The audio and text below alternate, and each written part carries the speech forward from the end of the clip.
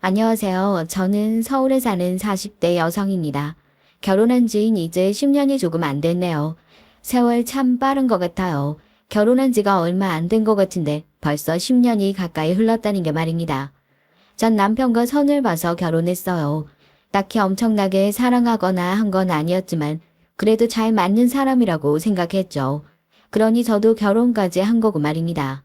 물론 문제가 아예 없어 보이진 않았어요. 우리 쪽이 많이 손해보고 하는 결혼인 건 알지? 그러니까 네가 잘해야 된다. 알겠니? 명심해라. 사실 저희 집이 남편네에 비해서 조금 못 산다. 그런 건 있었지만 그다지 차이가 나지 않았거든요. 게다가 선을 보라고 할 때 저의 가장 마음에 들었던 점을 나이라고 그것 때문에 시키는 거라고 동네방네 다 떠들고 다닌 사람이 바로 시어머니였습니다. 남편과 전 나이 차이가 9살이 나거든요. 제가 마지막까지 조금이라도 망설인 이유가 바로 그 나이 차이 때문이기도 했고 말이죠. 그래서 전 제가 그다지 시집을 잘 갔다고 생각하지 않았어요. 게다가 시댁이 엄청나게 잘 살면 모를까 그것도 아니었고요. 그냥 평범한 중산층 정도 되는 집안이었거든요. 남편의 직업도 그냥 공무원이었고 말이죠. 왜 옛날 어르신들은 공무원이 엄청난 직업인 줄 아시는 분들 많잖아요. 사실 박봉에 어디 가서 대접해주는 것도 아니고 요즘 공무원은 일만 많고 월급이 작아서 이직하는 젊은 층들도 굉장히 많은데 말이죠. 그런데 옛날 분이라 그런지 아니면 본인 아들이 싸고 드는 건지 몰라도 공무원을 무슨 엄청나게 대단한 직업 얘기하듯 하는 분이시긴 했습니다. 주위에서 비꼬는 말로 자기는 아들이 변호사 의사쯤 되는 줄 알았다라고 말하시는 분도 계셨으니까요. 그래서 그런지 결혼하고 나서부턴 거의 바로 임신에 대한 독촉을 받았습니다. 전 어렸지만 남편은 나이가 있는 편이었으니까요. 결혼한 지 1년도 되지 않아 이런 말을 들었어요. 넌 남들 다 아는 임신 왜 이렇게 안 되는 거냐? 어디 문제라도 있는 거 아니니? 검사를 좀 받아봐. 어려서 바로바로 임신될 줄 알고 데려왔더니만. 아니 사람을 무슨 임신하는 기계로 보는 것도 아니고 어떻게 그런 말을 아무렇지 않게 할 수 있는 건지 전 사실 지금도 이해가 가지 않거든요. 물론 이해할 생각도 없지만 말입니다. 남편도 마찬가지긴 했어요. 병원에서 뭐라고요? 남편이랑 같이 와보라던데 난 문제 없다고. 그러면 내가 문제가 있단 말이야? 아니, 병원에서 그렇게 얘기하는 게 맞지 뭐. 내가 문제가 없다니까. 그러면서 본인은 기분이 나쁘다며 검사를 받지 않겠다 바락바락 우기더라고요. 아마 제가 문제가 없다니까 정말로 본인에게 문제가 있는 거일까봐 무서워서 더 화를 낸 거라고 생각합니다. 시어머니도 그 말을 듣고 똑같이 화를 내셨으니까요. 결국 1년이 넘어가던 때에 남편과 함께 병원을 찾았습니다. 병원에서 여러 번 저에게 이유가 없다고 말했다고 했지만 시어머니는 끝까지 믿지 않다가 제가 거짓말을 한다며 함께 병원에 가자고 하더군요. 네, 아내분은 문제가 없으세요. 그러면 우리 아들이 문제가 있다는 건가요? 아내분이 아무 문제가 없으시니까 전 의사로서 남편분도 검사를 해봐야 한다고 사실대로 말한 것뿐인데요. 의사가 그렇게 아무 동의 없이 논리적으로 말하는데 시어머니가 무슨 말을 더 할 수 있었겠어요. 씩씩거리며 병원을 나왔고 이 병원 의사 싸가지가 없다는 둥 말도 안 되는 소리만 할 뿐이었죠. 병원을 옮기자고 해서 옮긴 병원에서도 제가 문제 없다는 결과를 듣고 나서야 남편에게 얘기를 해서 함께 산부인과를 가게 됐습니다. 남편분 정자수 개체가 적네요. 그게 무슨 소린가요? 나이가 있으신 편이기도 하지만 그런 거 고려해도 또래 남자분들 대비 적은 편이에요. 자연 임신이 불가능한 건 아닌데 쉽진 않죠. 그 말에 남편은 자존심이 상당히 많이 상한 듯한 표정을 짓더군요. 사실 전 그게 왜 그렇게까지 자존심을 상하게 할 일인진 모르겠거든요.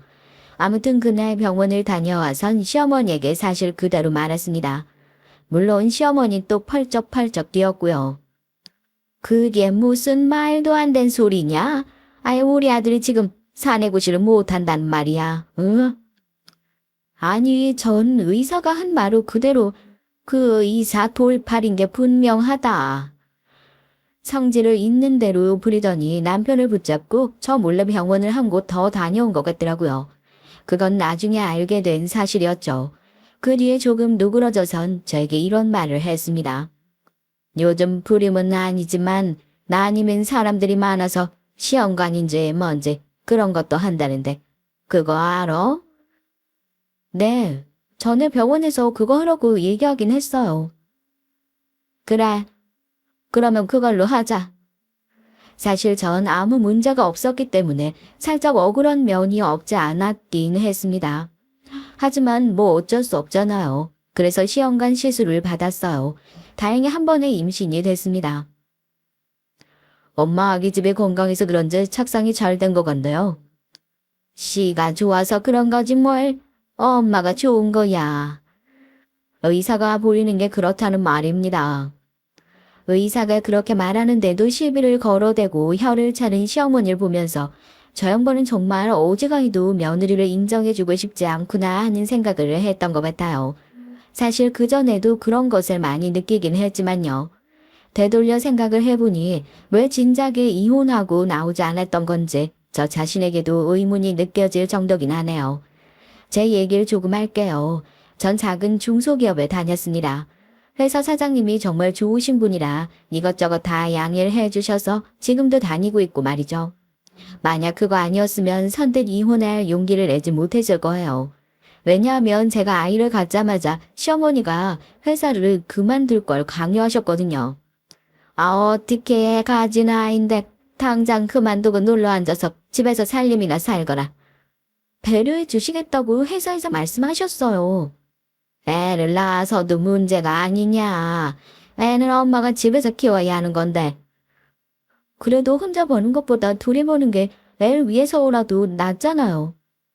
네 남편 잘 벌어오지 않니? 공무원 월급이 뻔한 건데. 뭐라고 했어? 아, 너 지금 내 아들 무시했니? 아니, 그 말이 아니라. 뭐가 그 말이 아니야? 벽이었습니다. 벽이요. 말이 전혀 통하지 않는 사람이었어요. 저희 시어머니는요.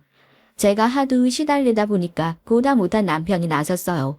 그 남편이 나설 정도였으니 시어머니가 대단하긴 대단하신 분이에요. 정말로. 제 월급이 많은 편도 아니고 애 키우려면 둘이 벌어야 돼요. 조금 빠듯하게 살아도 여잔 집에서 살림하고 애 버는 게 낫지. 그건 옛날이고요. 하나라도 더 가르치려면 더 벌어야죠. 어머니도 손주 좋은 교육 해주고 싶으시잖아요. 결국 시어머니는 입을 실룩거리며 허락할 수밖에 없었습니다. 남편까지 그렇게 나오는데 뭐라 무슨 말을 더 할 수 있었겠어요. 그렇게 전 아이를 낳았습니다. 사실 전 딸이든 아들이든 상관없었어요. 하지만 시어머니의 그 닭딸을 생각하면 아들인 게 천만 다행이긴 하고 말이죠. 아들이어서 그나마 제가 그 엄청난 잔소리를 덜 듣게 된 거니까 말이에요. 뭐 그게 아니라도 엄청나긴 했지만요. 아이를 낳고 한동안은 조금 덜 하기는 했던 것 같아요.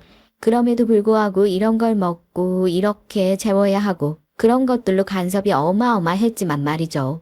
그래도 그 시기엔 견딜만 하기는 했던 것 같습니다. 그리고 그 조금의 편함도 잠시 아이가 커가면서 시어머니는 더더욱 절 막대하셨어요. 그 시작이 됐던 이유는 바로 이거였습니다. 애가 발육 속도가 늦다는데 제대로 먹이는 건 맞니? 아, 애가 말이 늦는데 이거 엄마 머리 닮은 거 아니야. 큰아들 머리는 엄마 닮는다는데 우리 집에선 이렇게 말 늦은 애가 없었어. 이게 다 엄마가 집에서 애를 안 봐서 그런 거 아니니? 한순간도 절 탓하지 않았던 적이 없었어요. 그냥 모든 게 다 저 때문이었습니다. 그날 날씨가 안 좋은 건 마저 제 탓을 할 정도였으니 말이에요. 저희 집안 사정이 어려워지면서부턴 점점 더해졌습니다. 저희 집이 원래도 잘 사는 편이 아니긴 했지만 그래도 남한테 빚을 지거나 먹고 사는 게 문제가 있을 정도는 아니었거든요. 그런데 그게 문제가 생기기 시작한 겁니다. 어느 날 엄마가 이사해야 할 것 같다고 전화가 왔어요. 지금 살고 있는 집을 팔고 옮겨야 할 것 같다고 말이죠. 이유는 아버지가 돈을 빌려줬는데 받지 못했던 것이었습니다. 엄한 사람에게 빌려준 것도 아니고 삼촌이었거든요. 그런데 그걸 그대로 들고 도망을 갔다고 하더라고요. 아빠에게뿐만 아니라 주변의 친인척들에게 빌릴 수 있는 만큼은 다 빌리고서 말이에요. 그 충격으로 아빠는 쓰러지셨고 병원비도 굉장히 많이 깨졌어요. 그래서 집안 사정은 더더욱 안 좋아졌고 말이에요. 급기야 기초생활수급 대상자 신청을 하고 수급을 받게 됐습니다. 물론 그게 가난의 증거나 그걸 받아서 인생이 망했다 한다거나 할 건 아니지만 그래도 저희 가족에겐 없었던 일이 생기니 저에겐 타격이 크긴 하더라고요. 심리적으로 말입니다. 게다가 당시엔 제가 잠시 휴직계를 내고 쉬고 있을 때였거든요. 아이가 또래 아이들에 비해 조금씩 느리다는 문제로 시어머니에게 매번 욕을 들어 먹다 보니 정말로 내가 집에 붙어 있지 않아서 그런가 하는 생각이 들었고 그래서 한동안이라도 아이 옆에서 붙어 있어야겠다 하는 생각을 했던 기간이었어요. 한 달에 10만 원이라도 내가 보내줄게. 나도 더 보내주고 싶은데 지금은 나도 일을 쉬고 있어서 여의치가 않아. 괜찮다고 하고 싶은데 그것도 지금 엄마랑 아빠한텐 큰 도움이 될 것 같아서 거절은 못하겠다. 엄마가 미안해. 엄마가 뭐가 미안해. 그런 말 하지 마. 마음이 너무 아팠습니다. 엄마는 그 돈을 받는 것도 너무 미안해 했거든요. 전이 10만 원밖에 되지 않는 돈을 드린다는 것 자체가 손이 부끄러웠는데 말입니다. 그러던 중 그 사실을 남편이 알게 됐어요. 신정을 돈 보나? 매달 10만 원씩 보내고 있어. 우리가 돈이 어딨다고 돈을 보내. 남편이 그렇게 얘기하는데 울컥 눈물이 나올 것 같더라고요. 아니 당신 돈 주는 것도 아니고 나 회사 쉬고 있다고는 해도 한 달에 10만 원 정도는 보낼 돈이 있어. 그리고 지금 우리 엄마 아빠 사정 뻔히 알면서 그렇게 말하는 건 너무한 거 아니야. 아니 그러게 왜 장인어른은 돈을 빌려주신 거냐고. 우리 아빠가 알고 그랬어? 그리고 삼촌이니까 자기 동생이니까 믿고 빌려준 거지. 당신 정말 너무한다. 정말 서운했습니다. 아니 어떻게 그런 말을 할 수 있는 거지 싶을 만큼 말이죠. 아빠가 그 일로 충격이 커서 병원 신세를 졌다는 것도 알고 있었고 그리고 저도 그간 번 돈이 있으니 한 달에 그 정도는 보낼 수 있는 여유가 있다는 것도 남편이 뻔히 알고 있었는데도 그걸 아까워하는 게 서운하다 못해 정이 떨어지더라고요. 아마 이 사연을 듣고 계시는 다른 분들도 그러지 않았을까 생각합니다. 남편은 입을 불퉁이 내밀고 중얼거리긴 했지만 큰 돈도 아니었고 제가 자기 돈을 손 안 대고 제 돈으로 드린다고 하니 더 이상 다른 말을 하지 않았어요.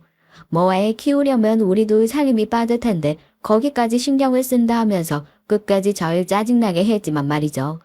전 그래서 시어머니가 그 사실을 알고 있다고 생각했어요. 그래서 절 더 갈구나 보다 생각할 수밖에 없었습니다. 그도 그럴 것이 넌 이제 주제를 알고 우리 집에 충성을 해. 뭐 이런 말을 아무렇지 않게 하셨으니까요. 보통 아무리 그래도 어떻게 주제를 알고 충성을 하는 얘기를 그렇게 아무렇지 않게 할 수 있는 건지 전 지금도 잘 이해가 되지 않는 것 같네요. 그러던 어느 날이었습니다. 너 그게 정말이냐? 시어머니가 저희 집을 박차고 들어왔어요. 그렇게 소리를 지르면서요. 무슨 일 있으세요? 전 정말 놀라서 그렇게 물었습니다. 그때 당시에 전 뭔가를 잘못하거나 딱히 책 잡힐 만한 일을 하지 않았었거든요. 그래서 또 무슨 일 때문에 그러시나 했던 것 같네요. 너희 친정에 돈 보낸다는 말이 정말이냐 말이다. 순간 무슨 말을 해야 할지 모르겠더군요. 사실 전 이미 알고 저에게 그런 구박을 하시는 줄 알았고 또 몰랐다고 하더라도 이게 이렇게 화를 내면서 저희 집에 쳐들어올 만큼의 일은 또 아니잖아요. 그래서 그게 왜 하는 얼굴로 시어머니를 바라봤던 것 같습니다. 얼른 대답 못해. 그러자 시어머니는 절 다시 한번 다그쳤고 전 고개를 갸웃하며 대답했어요. 네, 한 달에 10만 원씩 보내드리고 있어요. 사실 큰돈이 아니긴 하잖아요. 뭐 누군가에겐 큰돈일 수도 있지만 딸이 부모님에게 한 달에 주는 용돈으론 절대 큰돈은 아니라고 생각하거든요. 넉넉한 편은 아니었지만 그래도 그 정도는 해드릴 수 있는 돈이라고 생각했고요. 그래서 그 난리가 날 줄은 정말 꿈에도 상상하지 못했습니다. 그런데 정말 놀라운 일이 일어났어요. 저에게서 그 얘기를 듣고 저를 향해 저벅저벅 걸어오신 시어머니가 그대로 제 뺨을 올려 친 겁니다. 전 순간적으로 귀에서 삐 하고 소리가 들릴 만큼 세게 맞았어요. 그리고 그렇게 세게 맞으면 또 멍한 기분이 들거든요. 아픈 건 그 다음 문제고 말이죠. 맞을 짓을 했으면 맞아야지. 너 우냐? 뭐가 억울해서 울어? 몰랐는데 제가 울고 있더라고요. 저도 제가 울고 있다는 건 몰랐습니다. 저도 모르게 눈물이 뚝 하고 떨어진 거였거든요. 제가 대체 뭘 그렇게 잘못했나요? 원래 그런 억울하다는 말이나 시어머니가 저에게 뭐라 하실 때 말대답을 안 하는 편이었거든요. 할 말이 없어서 그랬다기보단 그래지면 또 꼬리에 꼬리를 잡아서 뭐라고 하니까 그냥 제가 입을 다무는 걸 선택한 거고 말이죠. 뭐? 지금 뭐라고 했냐? 뭘 그렇게 잘못했냐고? 지금 그걸 몰라서 물어? 시어머니는 그렇게 말하면서 손을 번쩍 들어 보였습니다. 다시 제 뺨을 올려 칠 기세로 말이죠. 하지만 이번엔 저도 참지 않았어요. 뭐 그간 참아왔던 게 그 일을 계기로 폭발한 거라고 보면 될 것 같네요. 친정이 어려워서 한 달에 10만 원씩 드리는 게 이렇게 맞을 만큼 잘못한 일인가요? 제가 지금 회사에 다니지 않아서 한 달에 10만 원씩밖에 못 드리는 게 손이 부끄러울 정도인데 어머님은 그게 뭐가 그렇게 화가 나세요? 언제나 고분고분 듣고만 있던 제가 빽 하고 소리를 지르자 시어머니도 조금 놀란 것 같긴 하더라고요. 순간적으로 눈을 멀뚱 뜨고 절 바라본 걸 봐선 말입니다. 하지만 이내 더 큰 목소리로 소리를 질렀어요. 네가 지금 잘못한 걸 몰라 이년아. 네가 뭔데 감히 내 아들 돈을 친정으로 빼돌려? 하는 거로금 먹고 자면서 쌀만 축내고 지 자식 하나 제대로 못 키우는 년이 뭘 한 게 있다고? 사실 시어머니가 하는 말은 한 귀로 듣고 한 귀로 흘려야 하거든요. 워낙 말도 안 되는 말들로 억지를 부리시는 일이 많기도 했지만 그걸 하나하나 다 들으면 저도 정신이 이상해질 것 같았기 때문에 대부분은 흘려듣긴 했어요. 물론 그럼에도 그것들이 쌓이기는 했던 것 같지만요. 어머님 아들 돈 아니니까 걱정하지 마세요. 제가 정색을 하고 그렇게 말했습니다. 제가 직장을 다니면서 조금씩 모아둔 돈이 있었고 그 안에서 지금 살림에 피해가 되지 않을 만큼 드리고 있는 거였거든요. 사실 마음 같아선 더 드리고 싶었는데 그것도 시댁 눈치가 보여서 적게 드리고 있는 거였습니다. 지금 와서 돌이켜 생각해보면 그러지 말 걸 하는 후에만 밀려와요. 시집간 딸이야는 시루가 외인이라는 말도 못 들어봤니? 너 시집 왔으면 이제 우리 집 식구인 거고 그러면 네 돈도 우리 아들 재산인 거지. 정말 누가 들으면 저 할머니 미쳤나 할 만한 말들만 줄줄 늘어놓고 있더라고요. 골이 아프고 화가 나고 서럽고 한 와중에도 우리 시어머니는 정말 대단하기는 하시다. 어떻게 저런 말을 눈 하나 깜짝 안 하고 할 수 있지 하는 생각을 하긴 했던 것 같습니다.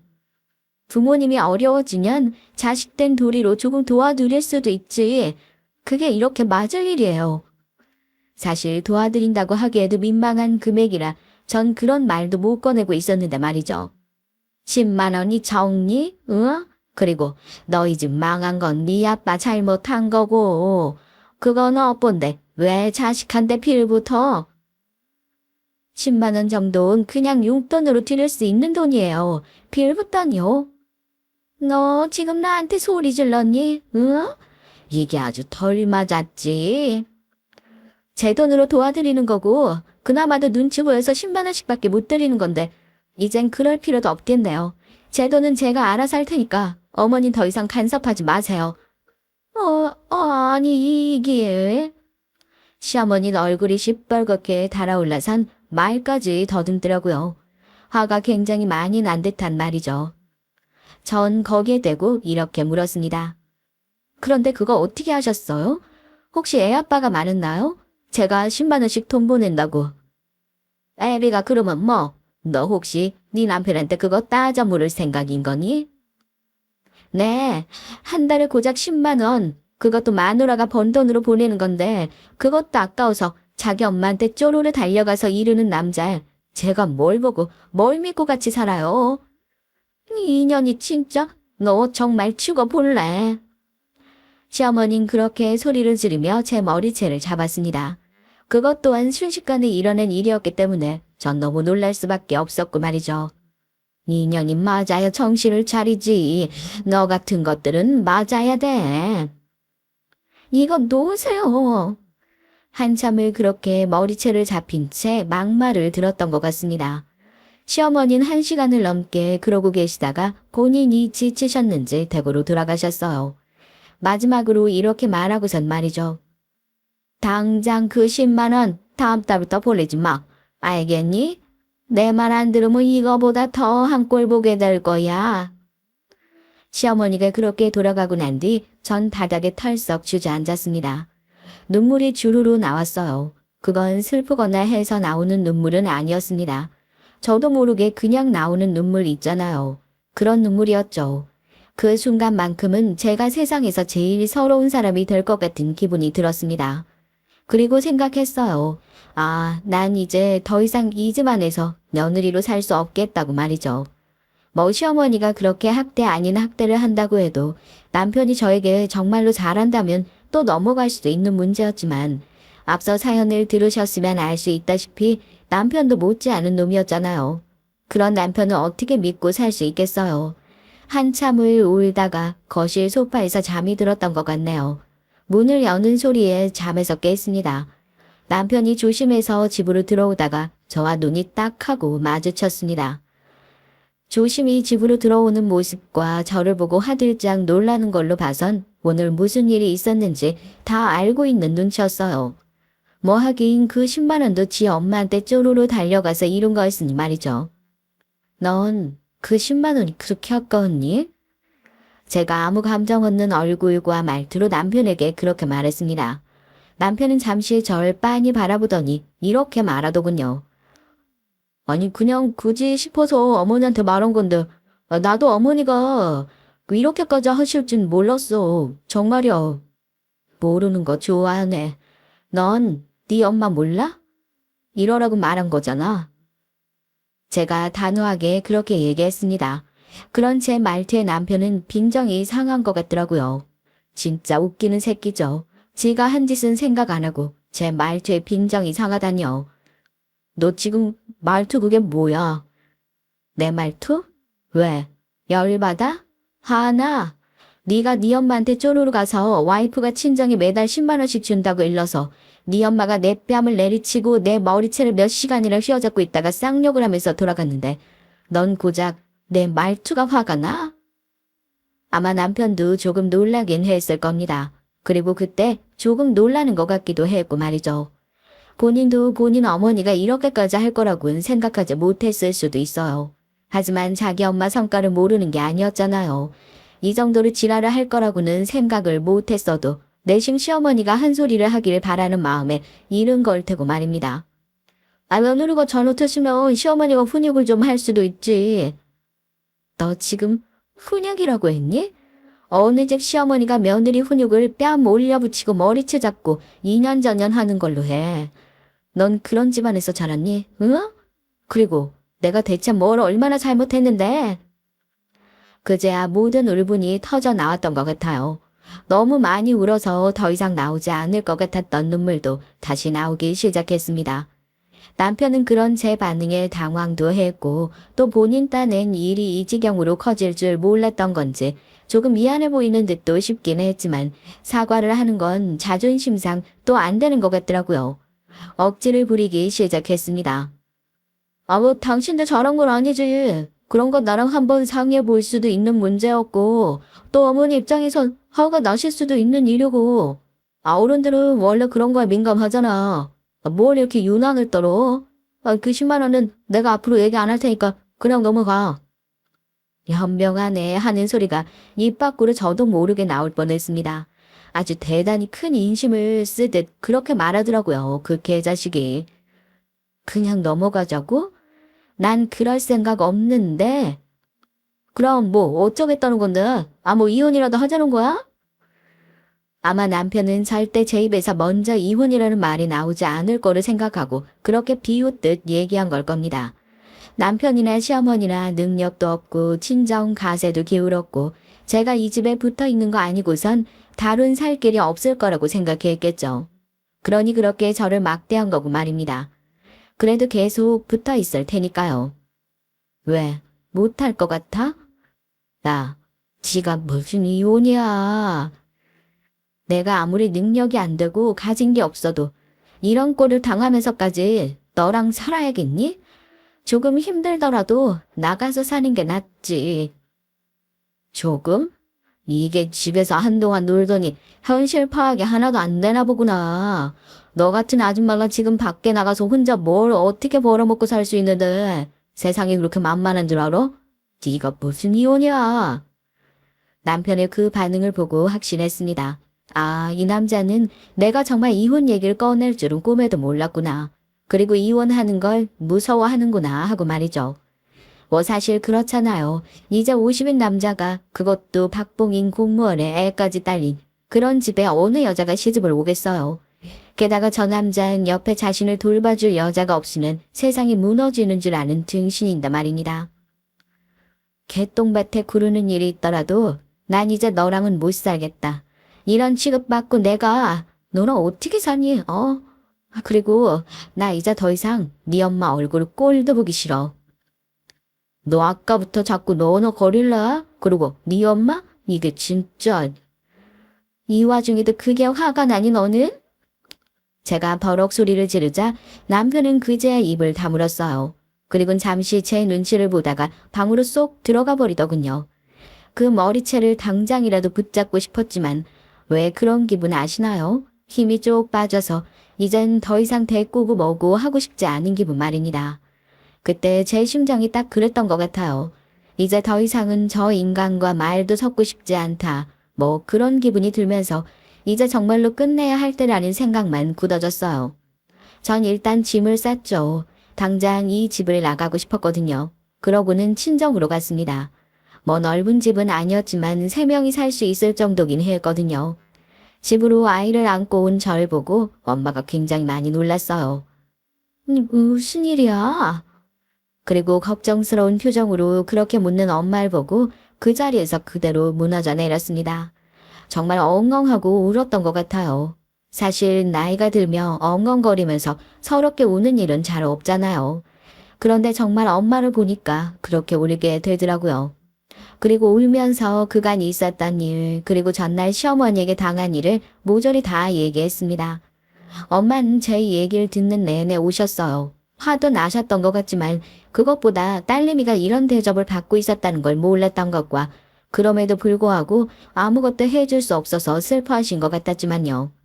사실 그래서 그간 시댁에서 절 구박한다고 얘기하지 않았거든요. 부모님의 그런 모습은 마음이 아프니까요. 그런데 그때였습니다. 그게 다 정말이냐? 집에 안 계신 줄 알았던 아빠가 방문을 벌컥 열고 나오신 겁니다. 아빠는 원래 그 시간엔 집에 잘 없으셨거든요. 어디 일자리가 있나 알아보러 나가기도 하셨고 삼촌에 대한 정보도 캐러 다니기도 하셨고요. 그래서 저도 일부러 그 시간에 친정으로 간 건데 말이죠. 맞았다고? 어디를? 얼마나?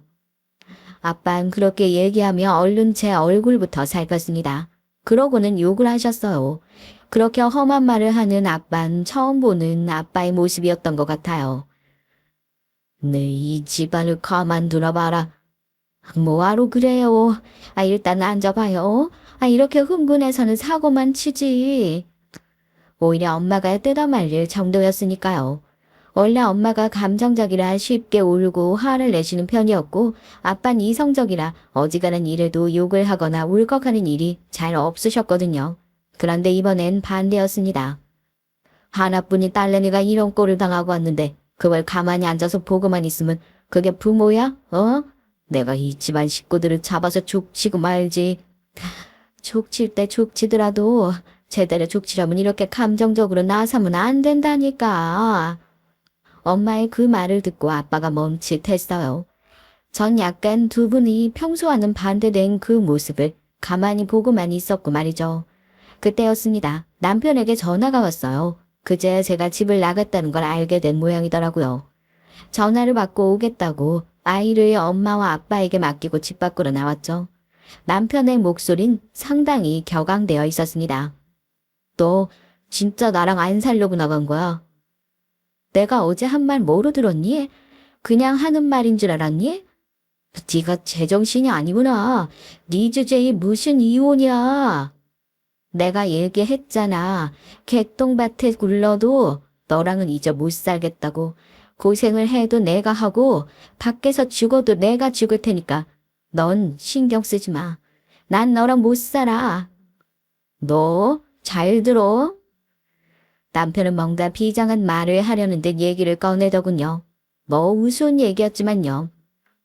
마지막 기회다. 지금 당장 안 들어오면 나중에 네가 바짓가랑이 붙잡으면서 빌어도 아무 소용없어. 나도 너와 용서 안 해줘. 지금 당장 도영이대로 집으로 들어와. 그러면 없던 일로 해줄 테니까. 저도 모르게 비웃음이 나오더군요. 뭐 대단한 거 해준다는 듯이 비장하게 구는 것도 웃겼지만 저라면 제가 겁을 먹을 줄 안다는 게 최종적으로 너무 우스웠습니다. 전 정말로 이혼을 하려고 나온 건데 말이죠. 없던 일로 안 해도 돼. 난 너랑 이혼할 거니까. 그러곤 전화를 바로 끊어버렸습니다. 알턴이가 빠진 것처럼 속이 시원한 기분이 들더라고요. 이게 뭐라고 그간 그렇게 마음고생을 했나 싶고 이 지경이 되기 전에 진작 이혼을 했었어야 했는데 하는 생각도 들어서 후회도 되고 말이죠. 다음날 아빠를 따라 변호사를 만나러 갔습니다. 아빠 동창분 중에 변호사분이 있다고 했어요. 아빠가 저에게서 얘기를 들은 날 그 동창분에게 오랜만에 전화해서 사정을 다 얘기를 했다고 하더라고요. 사정 다 얘기했더니 일단 한번 와보라고 하더구나. 무료로 사건 수임해주겠다고. 오랜만에 연락한 건데 너무 고맙지 뭐냐. 그렇게 만난 아빠의 친구분은 제 얘기를 다 들으시고는 최대한으로 재산 분할과 위자료를 받을 수 있게 해주겠다고 하셨어요. 제가 그래도 수임료를 조금 드리겠다고 하니 어린 시절 아빠에게 도움을 받은 적 있다고 그거 빚을 이제야 갚는 거라면서 한사코 거절하시더라고요. 그때 또 느꼈던 것 같아요.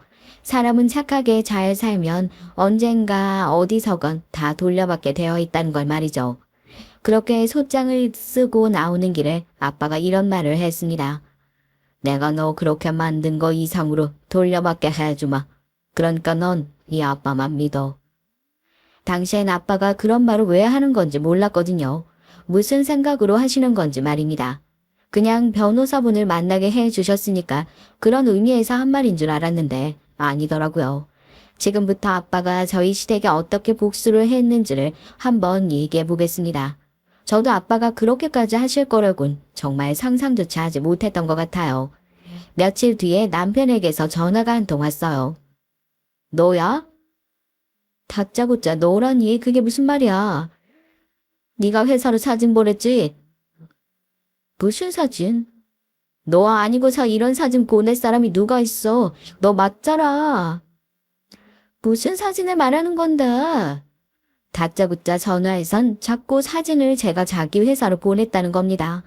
전 무슨 사진을 말하는 건지 영문을 몰라서 계속 되묻기만 했고 말이죠. 그런데 그 사진은 다름 아닌 남편의 불륜 행각을 담은 사진이었어요. 전 남편이 불륜을 하고 있었다는 것도 그때 알았거든요. 게다가 상대는 같은 직장에 다니는 동료였고 유부녀였더라고요. 너 불륜도 하고 있었니? 진짜 가지가지 했다. 남편은 제가 그 사진을 회사로 보냈다고 확신을 하는 듯 보였지만 제가 아예 영문을 모르는 말투로 계속 무슨 사진이냐고 되물으니까 혼자 욕을 해대다가 전화를 끊었습니다. 그런데 문득 아빠가 시댁 식구들을 가만히 두지 않겠다고 한 게 생각이 나더라고요. 아빠에게 물었죠. 아빠가 보낸 거냐고 말이죠. 그랬더니 바로 그렇다고 대답하시더라고요.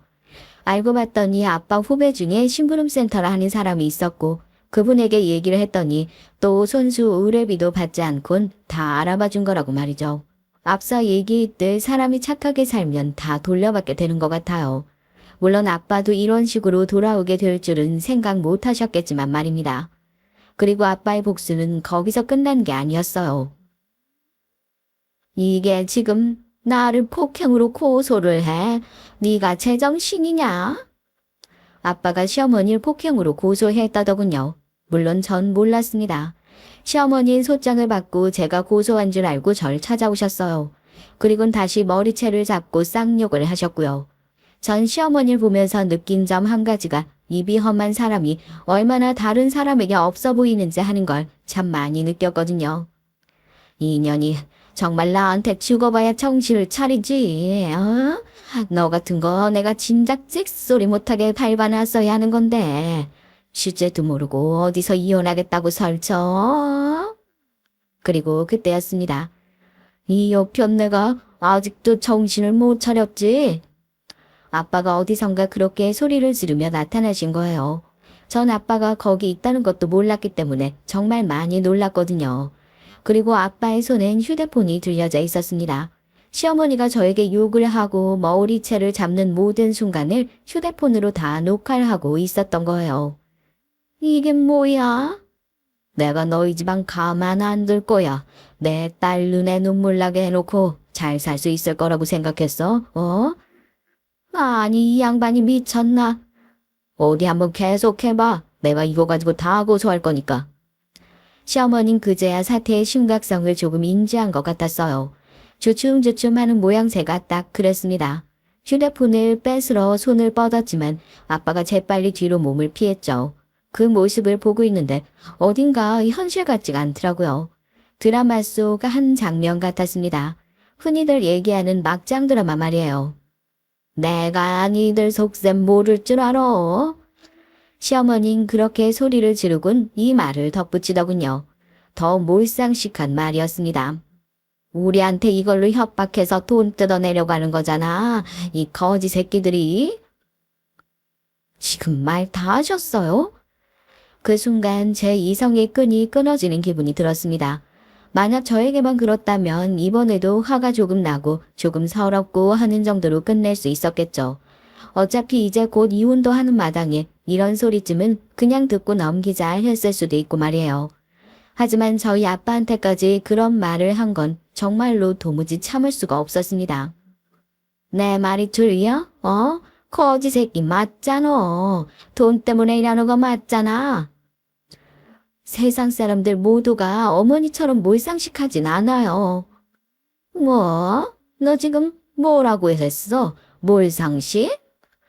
거지 새끼니 뭐니 말도 다 고소할 거니까 그런 줄 아세요. 본인이 무식하게 생각 없이 입 놀리고 행동한 거 죽을 때까지 후회하게 만들어줄 테니까. 그렇게 말하고선 자리에서 벌떡 일어나 아빠를 끌고 그곳을 나왔습니다. 몰랐는데 제가 또 울고 있더라고요. 밖으로 나오니까 아빠가 어깨를 토닥여 줬습니다. 그리고는 이렇게 말씀하셨죠. 리자, 더 이상 저런 인간들 때문에 올 필요 없다. 받은 거 이상으로 되돌려주고 우린 더 잘 살면 돼. 알겠지? 그런 아빠 말에 울면서 고개를 끄덕였어요. 그러곤 다짐 아닌 다짐을 했던 것 같네요. 내가 절대로 저 인간들보단 잘 살 거라는 다짐 말입니다. 그리고 후회하게 만들겠다는 다짐도 말이죠. 아마 제가 지금까지 이를 악물고 사는 원동력이 바로 그들 때문이지 않을까 싶기는 해요. 그런 면에선 감사하다고 해야 할지도 모르겠네요. 3건으로 고소를 진행했습니다. 하나는 이혼 소송, 하나는 상간녀 위자료 청구 소송, 그리고 하나는 시어머니에 대한 폭행 소송이요. 아무리 막 나가는 인간들이라도 그렇게 소송이 3개나 걸려 있으니 굉장히 스트레스고 빨리 끝내고 싶어 하는 것 같더군요. 그리고 남편은 불륜 때문에 동네방네 소문이 다 났고 말이죠. 듣기론 처음엔 시어머니의 폭행 때문이 아닌 남편의 불륜으로 제가 이혼 소송을 하는 거라고 소문이 난 것 같았어요. 그러다 시어머니가 저를 때렸다는 소문이 어디서 퍼졌는진 몰라도 다 퍼진 것 같더라고요. 그래서 동네를 지나다닐 때마다 사람들이 수군거리는 바람에 시어머니와 동네 주민이 시비가 붙어서 싸움이 났고 그 문제로 시어머니는 경찰서도 들락거렸다고 말입니다.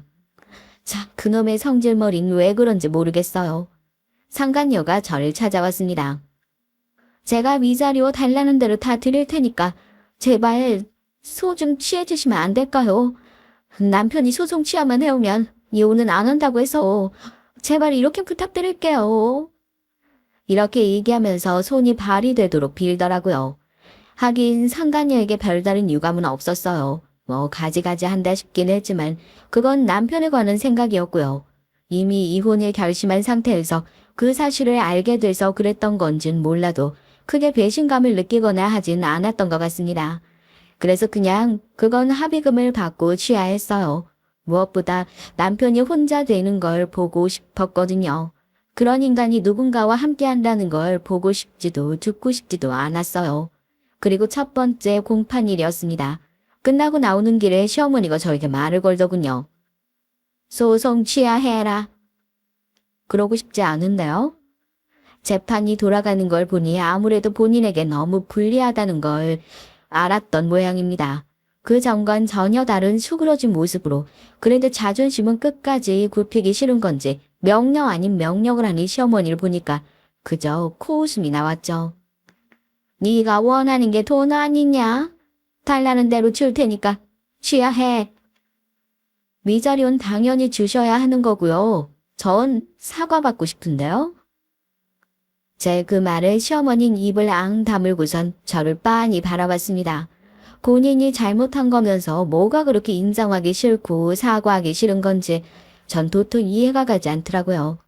나이가 들면 왜 고집만 남는 어른들이 있잖아요. 그런 어르신들은 주위에 사람이 없고 말이죠. 저희 시어머니가 딱 그런 노인이 되어가고 있다는 생각이 들었던 것 같습니다. 힘없고 늙은 노인네한테 사과까지 받아야겠냐? 힘이 없으셔서 그렇게 제 머리채를 우악스럽게 잡으셨나 봐요. 저보다 좋아 보이시던데. 시어머니는 그날 결국은 사과하지 않고 잘 한참 노려보다가 돌아섰습니다. 정말 어지간한 양반이란 생각이 들었던 것 같네요. 그 지경인데도 끝까지 고집을 부리는 거잖아요. 하지만 결국 시어머니는 저에게 고개를 숙일 수밖에 없었습니다. 끝까지 가봐야 좋을 게 하나도 없다는 본인 측 변호사 말을 들을 수밖에 없었던 것 같아요. 증거도 다 있는 데다가 시어머니가 동네에서 소홀한 일이 한 번 있어서 그것도 안 좋게 작용할 수 있는 것 같더라고요. 그런데 시어머니가 덧붙인 말이 어이가 없었습니다.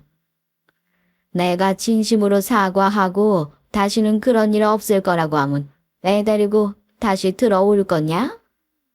본인이 사과만 하면 끝이 날 일이라고 생각하는 것 같더라고요.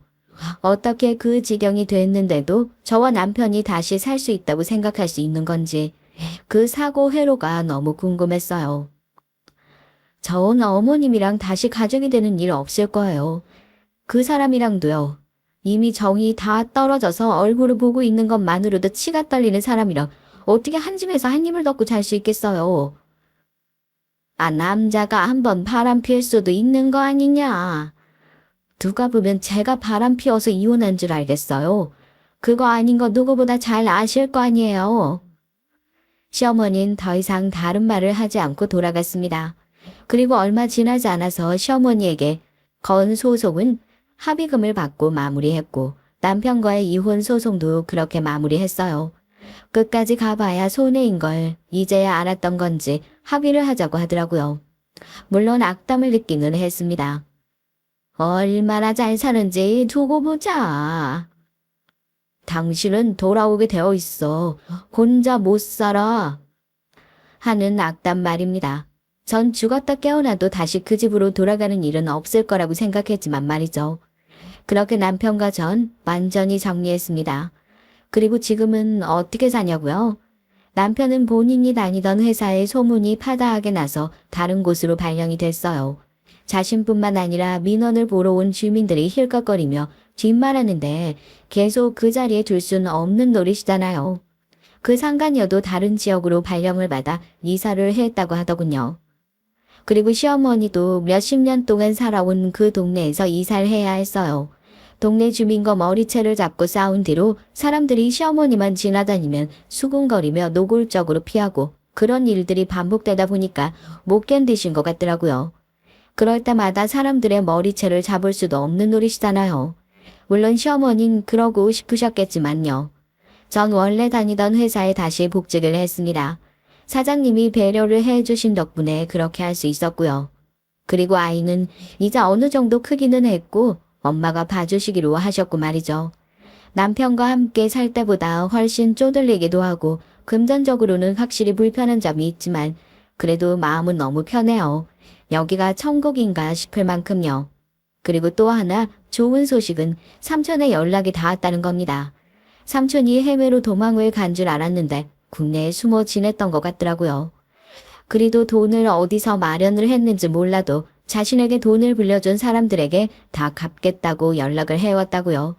그리고 실제로 저희 아버지 통장에 반 정도가 입금이 됐다고 들었습니다. 정말 천만다양한 일이죠. 사람 인생이라는 게 이런 거인 것 같아요. 정말 한치 앞을 모르고 또 당장 큰일이 나서 죽을 것 같다가도 지나고 보면 아무 일도 아니고 또 좋은 일이 생기기도 하고 말이죠. 그래서 끝날 때까지 끝난 게 아니다 하는 말이 있는 게 아닐까 합니다. 전 요즘 정말로 행복해요. 제2의 인생을 사는 것 같은 기분이 들기도 하고 말이죠. 왜 진작 나오지 못했나 하는 후회만 있을 뿐입니다. 남편은 주기적으로 절 염탐하면서 잘 사는 건지 확인하는 것 같지만 뭐 신경이 쓰이지도 않아요. 그 인간은 그러면서 더더욱 불행해질 테니까 말이죠. 시어머니도 어디 50 넘은 이혼남 아들 잘 건사하면서 살아보라고 하세요. 제 손으로 밥상 한번 차릴 줄 모르는 인간을 그 나이에 돌보면서 말입니다. 제 얘기는 여기까지예요. 어떻게 들으셨는지 모르겠네요. 저에겐 해피엔딩인데 말이죠. 재미있게 들어주셨다면 저도 좋을 것 같아요. 요즘 감기가 유행인 것 같던데 늘 건강 유의하시고 행복하시길 바랍니다. 마지막까지 제 얘기 함께 해주셔서 감사합니다. 안녕하세요. 저는 70이 다 된 할아버지입니다. 이 나이에 뭔 대단한 일이 있어서 사연까지 보내나 싶으시겠지만 70년을 살아도 인생이라는 게 정말 제 뜻대로 되지 않네요. 제 인생은 말하기도 부끄러울 정도로 후회의 연속이었어요. 저는 항상 선택의 기로에 섰을 때 잘못된 선택을 하는 바람에 쉽지 않은 삶을 살아왔습니다. 그래도 제가 한 선택 중에 가장 잘한 일은 아내와 결혼한 것과 사랑스러운 아이들을 낳은 일이에요. 그 일만은 몇 번을 그때로 다시 돌아간다고 하더라도 같은 선택을 했을 겁니다. 제가 어릴 땐 방 한 칸에 6 식구가 살았죠. 부모님과 형제들이 한 방에서 뒹굴며 형은 방까지 방 한 구석에서 공부를 하고 어머니는 형 공부가 끝날 때까지 곁에서 바느질을 하고는 했습니다. 전 그런 모습을 지켜보며 아버지 가슴에 안겨 잠드는 걸 좋아했어요. 가난하고 힘들어도 밤이 되면 가족들과 함께 먹고 잠드는 것이 좋았거든요. 가족은 그런 거라고 생각했습니다. 아무리 힘들고 견디기 힘든 일이 생겨도 가족이 함께 있으면 뭐든 해결할 수 있는 거라고요. 화목한 가정이라는 게 제 꿈만 꾸면 쉽게 이룰 수 있는 일인 줄 알았는데 그게 또 저의 바람처럼 쉽지 않더군요. 전 고등학교 때까지 운동을 했습니다. 집안이 가난하다 보니 사실 학교를 계속 다닐 수가 없었어요. 중학교 때 몇 번이라 학교를 못 다닐 뻔한 적도 있었고요. 형이 워낙 머리도 좋고 공부를 잘해서 부모님은 형 뒷바라지를 하는 것만으로도 힘들어 하셨거든요. 저야 워낙 공부에 소질이 없다 보니 부모님께서 저까지 신경 쓸 여력이 없었습니다. 그래도 제가 아주 쓸데없는 놈은 아닌지 당시에 학교 선생님께서 저를 눈여겨보시고는 권투를 권하셨어요. 대회에 나가서 입상 정도만 해도 고등학교에서 스카우트 받을 수 있다고요. 그러면 돈 걱정하지 않고 특기생으로 학교를 다닐 수 있다고 하시더군요. 그때 아마 제 인생에 있어서 첫 번째로 선택을 해야 했던 순간인 것 같아요. 운동을 좋아하진 않았지만 학교를 계속 다니면서 그 방법이 가장 좋아 보였습니다. 부모님은 위험하다며 반대하셨지만 전 권투를 하기로 했어요. 그땐 그게 당연한 선택이라고 생각했죠. 그래야만 저도 부모님에게도 도움이 되는 일이라고 여겼으니까요. 다행히도 전 제법 권투를 잘했습니다. 그래서 입상뿐만이 아니라 지역대회에서 수상도 많이 했고요. 고등학교도 제가 원하는 곳을 골라서 갈 수 있을 정도였죠. 심지어 서울에 있는 고등학교에서도 제 소문을 듣고 스카우트하러 오기도 했고요. 전 다시 한번 선택을 해야만 하는 순간이 왔습니다. 서울에는 대회도 훨씬 많고 수상을 했을 때 상금도 훨씬 많아. 이 총구석에서 매일 쳐 맞아봐야 학비나 버는 수준인데 서울에서 맞으면 너 대학 등록금도 벌 수 있다. 전 솔깃했습니다. 당시에 여기저기서 제 이름이 적힌 현수막도 걸리고 동네 사람들이 저만 보면 추켜 세워주니 제가 뭐라도 된 줄 알았죠. 그래서 제가 꼭 서울에 가야만 할 것 같았습니다. 당시에 큰형이 대학생이었는데 매번 학기 때마다 등록금 때문에 부모님이 힘들어하시는 모습을 봤었거든요. 제가 건투를 해서 번 돈으로 형이 대학을 마칠 수 있다면 그것만으로도 좋을 것 같아 전 고민도 없이 서울로 올라갔어요. 그때도 부모님은 반대하셨습니다. 이제 17살밖에 안 된 남자애가 혼자 서울에 올라간다고 하니까 걱정이 이만저만 아니셨죠. 하지만 당시에 전 어깨가 한껏 올라간 시기였어요. 너무 어려서 철이 없기도 했고요. 전 뭐든 할 수 있는 사람이라고 확신했습니다. 전 무조건 서울에 올라가겠다고 우겼어요. 차 많고 사람 많은 그 무서운 서울에 가서 너 혼자 어떻게 산다고 그래. 네가 여기서 갈 학교가 없는 것도 아닌데 그냥 이 동네에서 다녀. 그래, 운동하는 게 뭐 대단한 일이라고. 굳이 가족이 떨어져 살면서까지 남한테 처음 맞는 운동을 해. 서울은 절대 안 돼.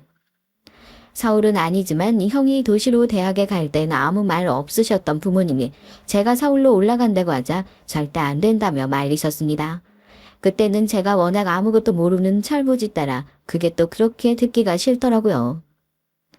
남한테 처음 맞든 어쩌든 학비는 물론이고 대회 나가서 받는 상금이랑 상품도 시골 총구석이랑 다르게 어마어마하다잖아. 형 대학 등록금도 없어서 매일 쩔쩔 매면서 나중에 동생들이라도 대학 간다고 하면 엄마 아빠가 알아서 할 수 있어요? 나라도 벌 수 있을 때 벌어야 할 거 아니에요. 제 말에 부모님 두 분은 다 고개를 푹 숙여버리셨어요. 할 말이 없으신 것 같았죠. 그제야 전 제가 잘못했다는 걸 알았습니다. 권투를 좋아하고 서울에 혼자 가고 싶었던 것도 아니었으면서 그땐 왜 괜한 반항심이 생겨 부모님께 그런 모진 소리까지 했는지 모르겠어요. 어차피 제 마음대로 할 거 부모님께 말이라도 예쁘게 할 걸 그랬네요. 자식은 원래 다 그런가 봐요. 부모 마음은 본인 부모가 돼봐야 아는 거죠. 전 70을 앞둔 지금까지 그날 일을 후회합니다.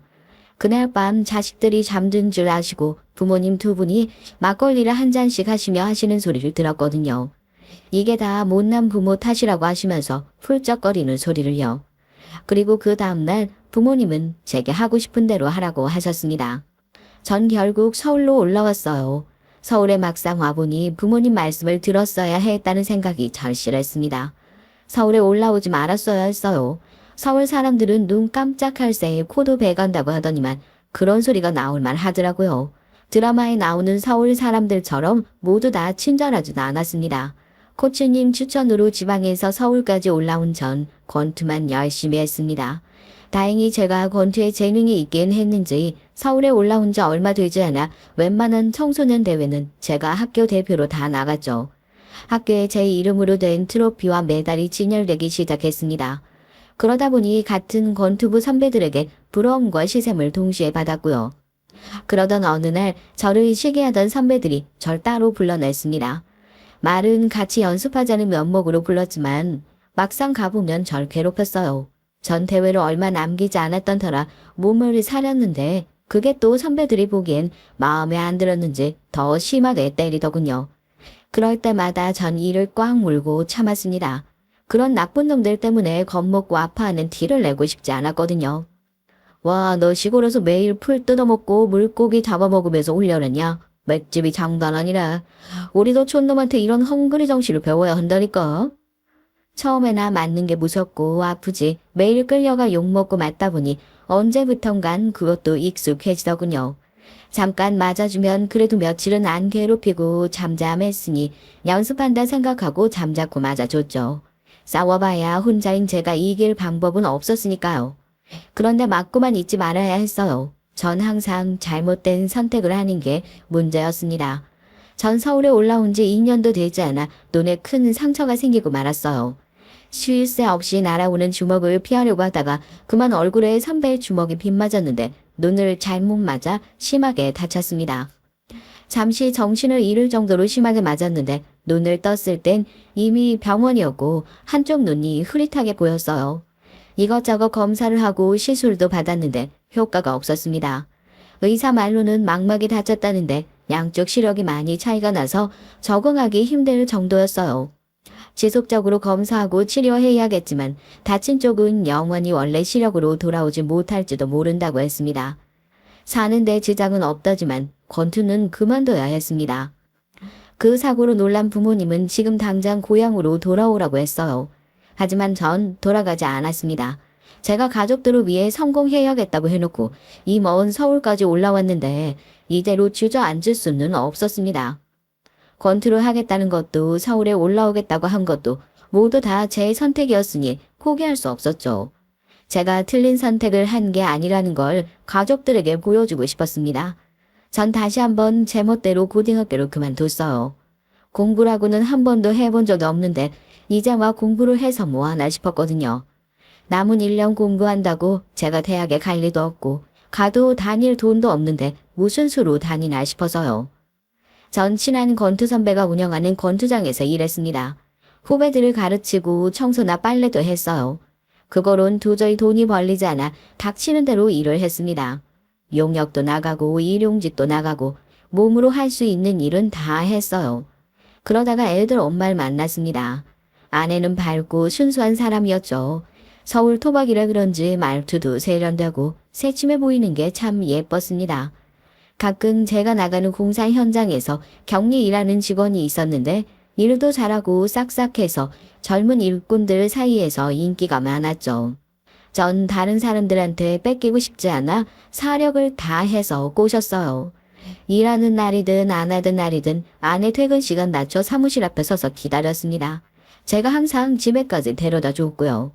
버스를 타고 아내의 집까지 데려다주는 30분밖에 얘기를 나눌 시간이 없었지만 매일 그 시간만큼은 기다리고 있었습니다.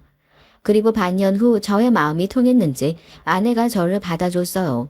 전 연애도 후딱 결혼도 후딱 해버리고 싶었습니다. 괜히 시간만 끌다가 아내를 놓칠까봐 불안했거든요. 사귄 지 얼마 되지 않아 집에 아내를 데리고 가서 부모님께 인사를 시켰습니다. 아내에게 티를 내진 않았지만 사실 부모님 댁에 아내를 인사시키러 갈 때 전 굉장히 불안한 마음이 들었어요. 당시에 아내 친정은 왕십리의 2층 주택에 살고 있었습니다. 장인어른이 마을버스 회사를 하고 계셨거든요. 귀한 집 막내딸인 아내가 저희 부모님 사는 꼴을 보고 저와 결혼 못하겠다고 하기라도 할까봐 겁이 났죠. 그런데 문제는 가난만이 아니었습니다. 생각지도 못한 일이 벌어졌어요. 아버지께서 아내를 반대했거든요. 이유는 말도 안 됐습니다. 첫 번째는 부모님이 교회를 다니세요. 그런데 아내의 친정이 절에 다닌다는 게 이유였습니다. 그리고 두 번째는 아내가 너무 작고 말라서랍니다. 여자가 그렇게 허옇게 말라 비틀어져서 애나 제대로 낳겠어. 애는커녕 자기 몸 하나 건사도 못하게 생겼네. 아버지는 무슨 그런 말도 안 되는 소리를 하세요. 종교는 각자 알아서 하는 거고 아이와 결혼하면 자연스레 알아서 생길 텐데 왜 걔나 꼬투리로 잡고 그러세요. 저야말로 가진 것도 없고 눈도 반 빙신인데 저랑 결혼해서 살아준다고 하면 고마울 따름이죠. 아이고 너 그게 무슨 소리야. 네가 왜 반빙신이야. 앞 다 보이고 혼자 밥도 먹고 돈도 벌고 네 할 일은 다 알아서 하는데. 그때까지도 전 부모님에 대해 잘못 생각하고 있었더군요. 저희 부모님은 평생 가난하게 남의 밑에서 몸만 쓰며 일하신 분들이라 남에게 절대 싫은 소리 할 줄 모르는 분들인 줄 알았거든요. 그런데 제 생각이 틀렸습니다. 부모님도 막상 시부모가 되려고 하니까 달랐어요. 며느리에게 시집살이를 시키려고 하더군요. 제가 누굽니까?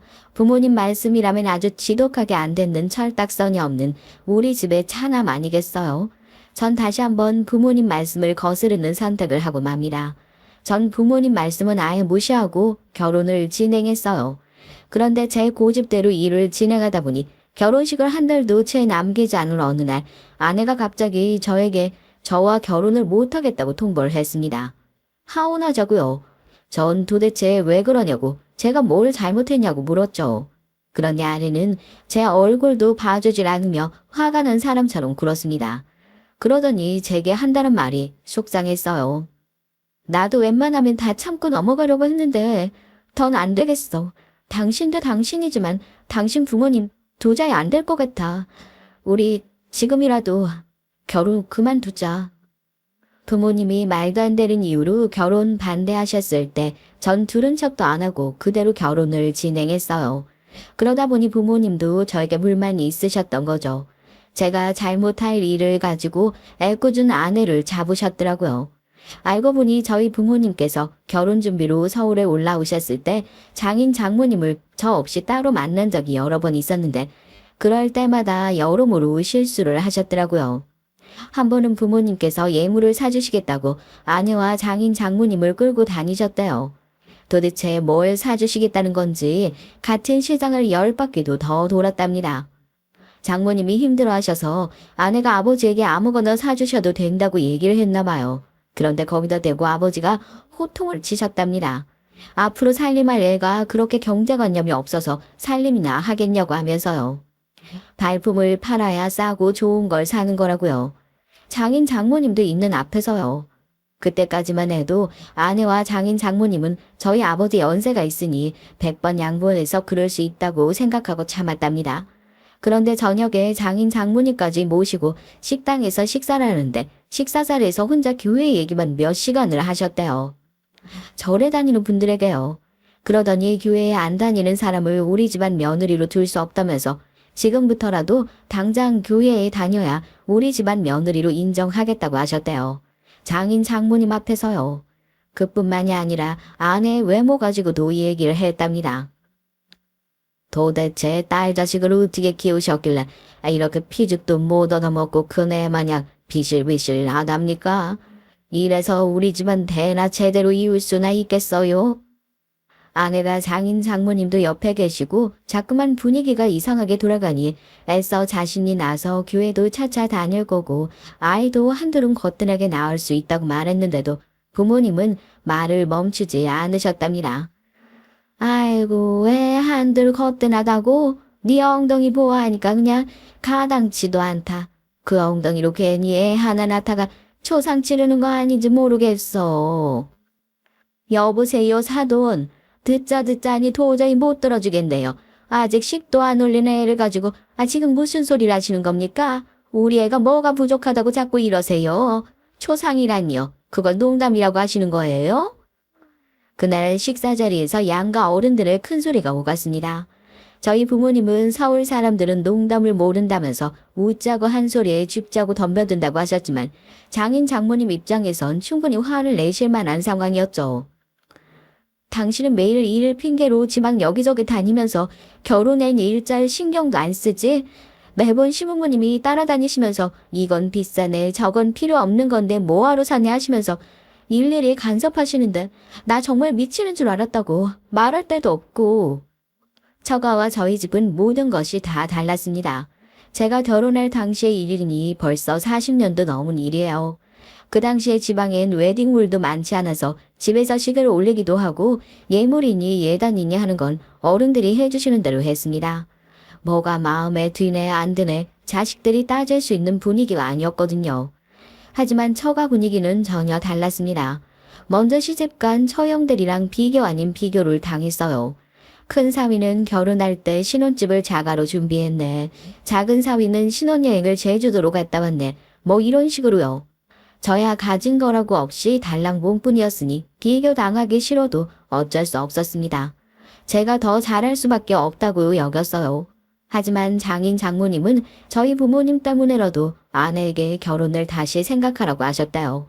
안 그래도 저희 집안이 많이 기울어서 결혼해도 고생운이 훤하다고 여겼었는데 저런 시부모면 절대 보낼 수 없다고요.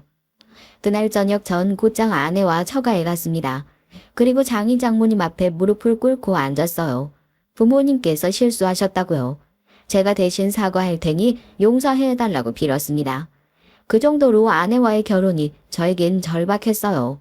저희 부모님도 장인 장모님과 언쟁을 하신 이후 아내를 더 마음에 들어 하지 않으셨지만 전 부모님이 아닌 아내를 선택했습니다. 제가 원하는 화목한 가정을 만들기 위해선 아내를 포기할 수는 없었으니까요. 전 막연하게 결혼해서 살다 보면 다 해결될 줄 알았습니다. 그런데 그게 아니더라고요. 마음만으로 해결되지 않는 문제들이 많았거든요. 전 가진 거 없고 능력 없는 남편으로서 항상 모자란 사람이 되어야만 했습니다.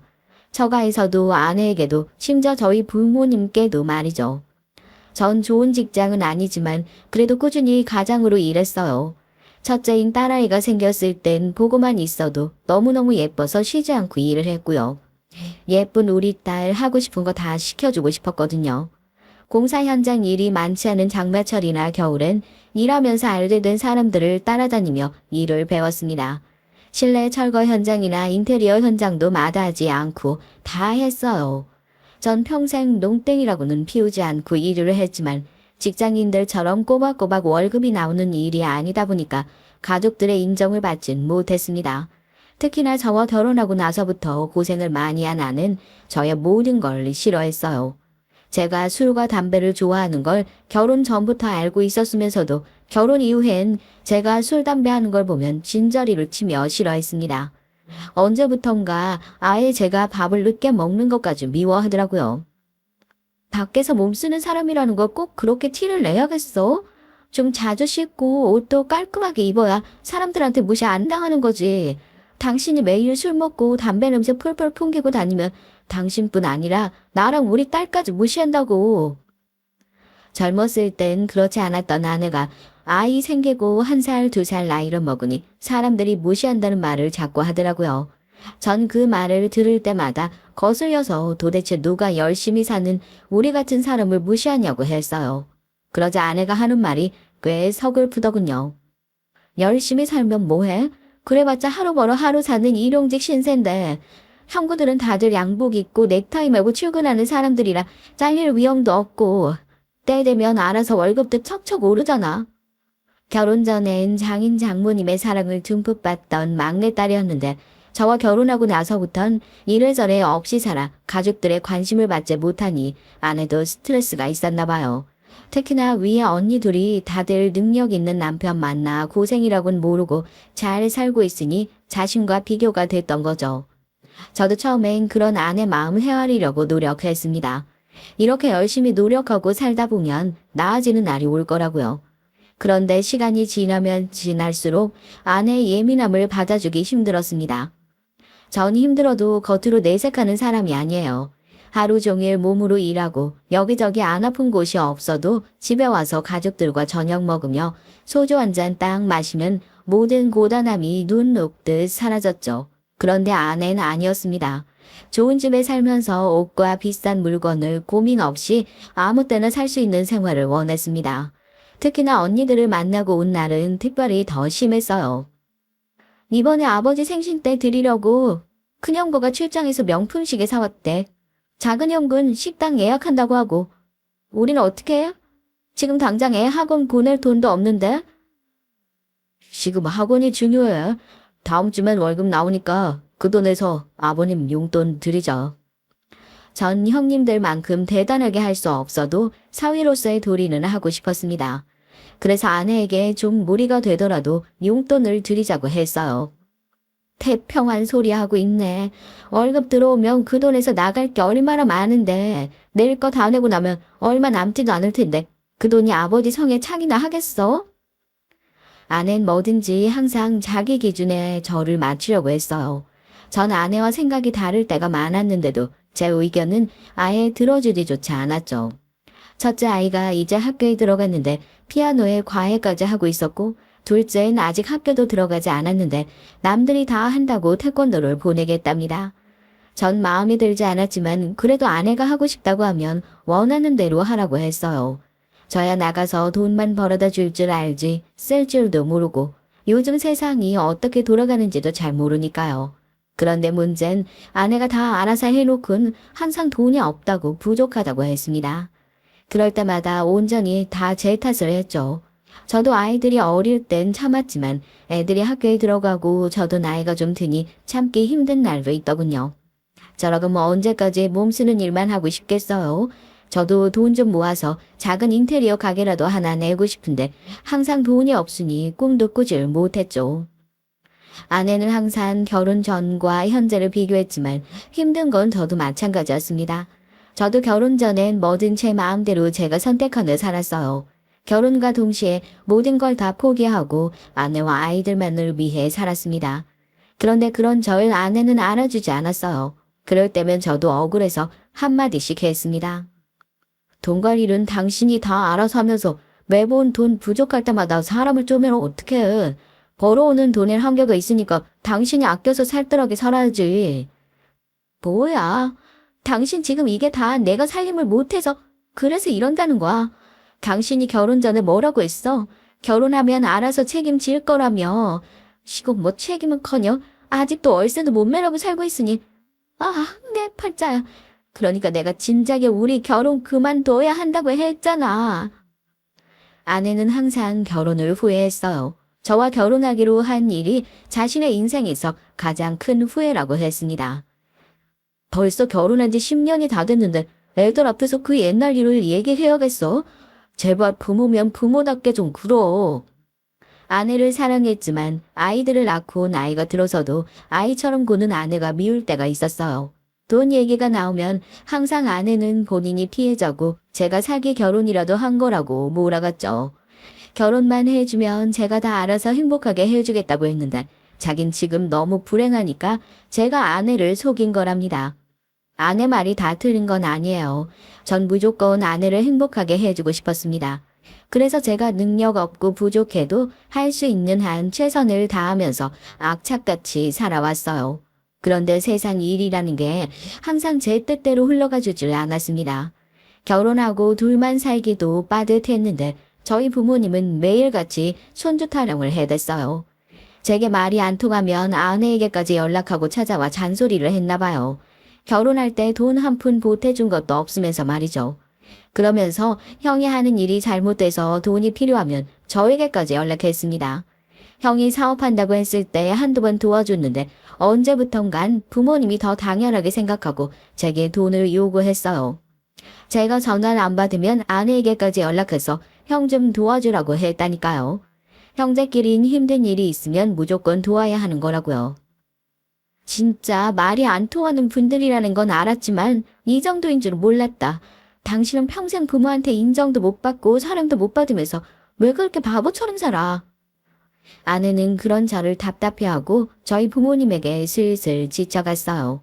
거기다가 첫째 아이가 딸이 태어나니 부모님은 당연하게 둘째를 낳아야 한다고 했죠. 원래는 키울 때 몰아서 키워야 덜 힘들어. 하나 낳았다고 태평하게 터울 두고 낳을 생각 말고 바로 둘째 가져라. 집안에 아들은 하나 무조건 있어야 돼. 전 딸아이가 너무 예뻐서 아이를 하나 더 낳고 싶어도 저희 부모님 때문에 아내에게 말할 수 없었죠.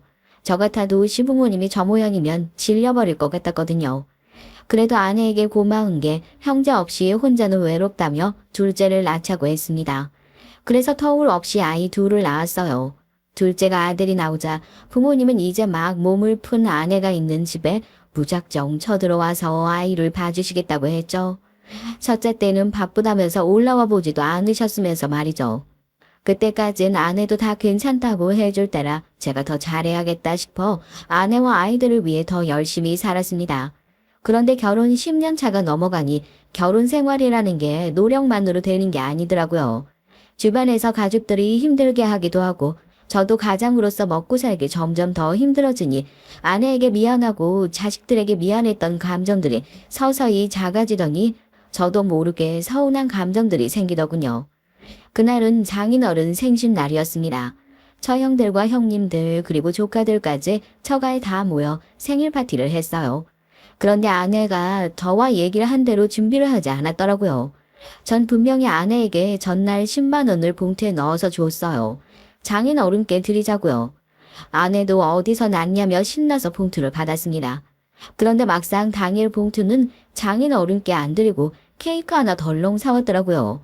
저녁을 다 먹고 형님이 사온 시계를 구경하느라 다 바쁜 와중에도 아내가 봉투를 안 꺼내더라고요. 제가 옆에서 옆구리를 쿡쿡 찔러도요.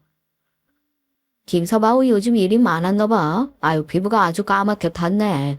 저자가 남편 내조 좀 해야겠어. 피부가 저게 뭐야. 귀한 남편 밖에서 이러는 티나게 해야겠어.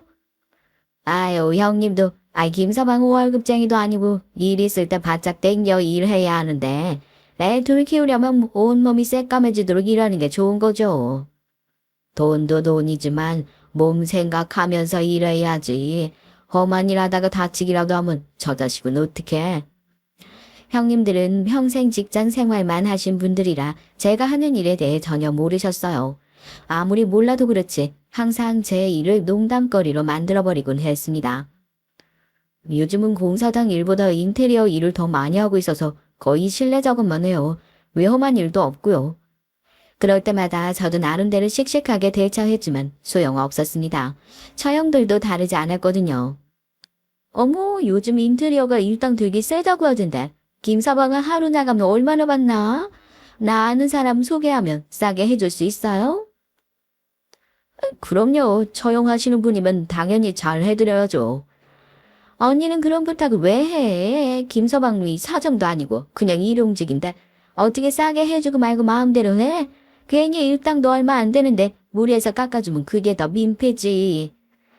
저가 식구들은 항상 그런 식이었습니다. 자기들 멋대로 저를 판단하곤 뭐가 재밌는지 깔깔거렸죠. 그날 집에 돌아와 전 아내와 대판 싸우고 말았습니다. 먼저 제가 분명히 봉투에 10만 원을 넣어서 장인 어른에게 드리라고 했는데 아내는 케이크 덜렁 하나 사들고 갔잖아요. 전 그거부터 따졌습니다. 당신 명색이 장인 어른 생신인데 내가 준 10만 원은 어쩌고 그 맛도 없는 케이크는 왜 사온 거야? 전 결혼하고 처음으로 아내에게 큰 소리를 냈어요. 사실 너무 화가 났거든요.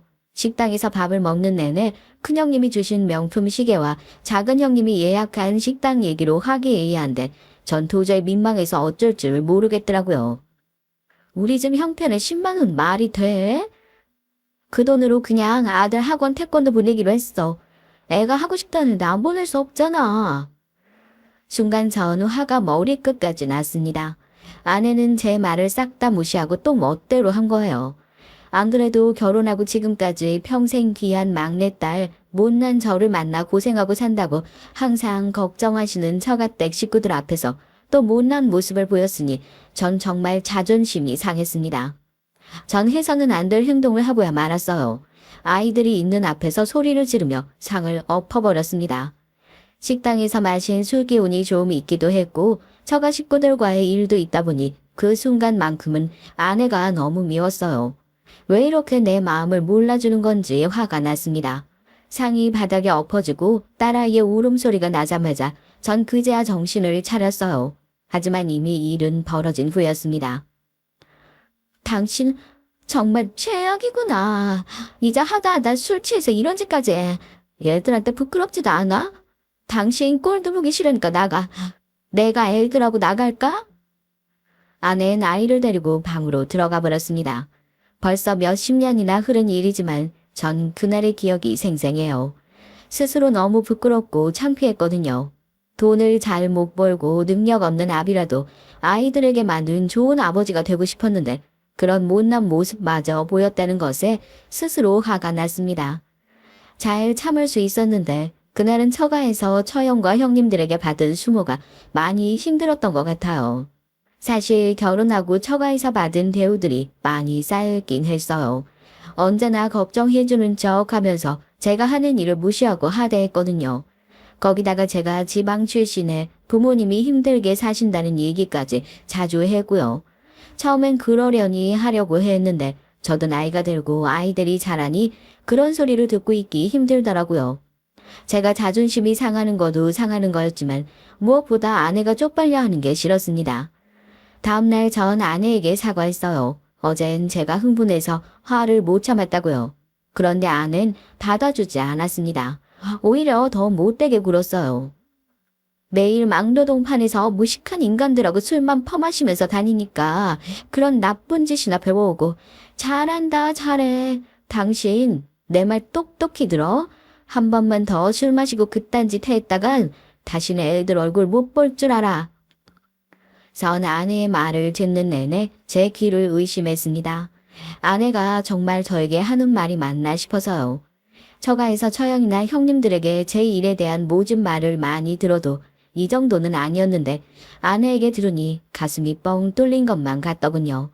제가 상을 엎은 건 당연히 잘못했지만 저만 잘못한 건 아니에요. 아내도 잘한 거 없습니다. 그러니 어느새 또 저만 못난 인간이 되어 있었어요. 당신이야말로 어떻게 나한테 그렇게 얘기할 수가 있어? 내가 하는 일이 무식하다니. 지금까지 10년 넘게 당신이랑 애들 먹고 살게 해준 일이야. 가장이면 당연한 것 같지 뭐.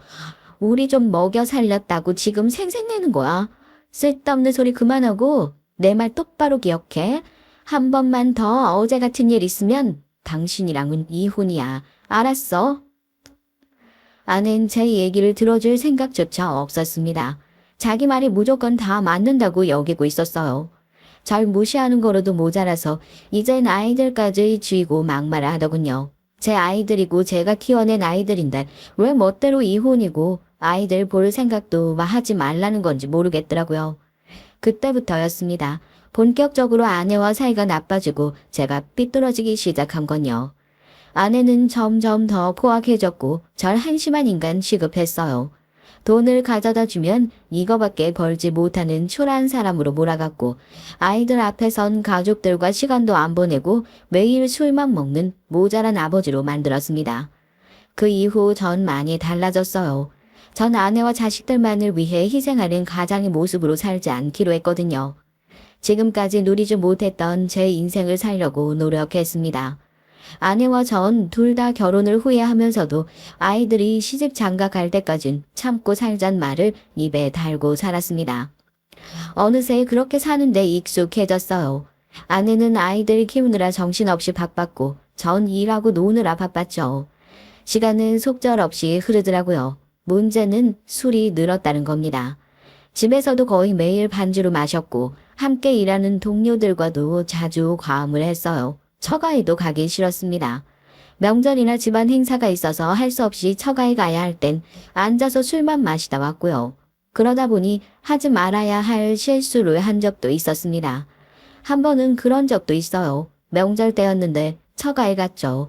다른 식구들은 다들 거실에 앉아 얘기를 나누고 있었는데 전 주방에 혼자 앉아 술을 쉬지 않고 연거푸 마시고 있었습니다. 가족들과 말을 섞고 싶지 않아서요. 그런 제가 신경 쓰였는지 장모님이 다가와 그만 마시라고 하는데도 전 마셨습니다.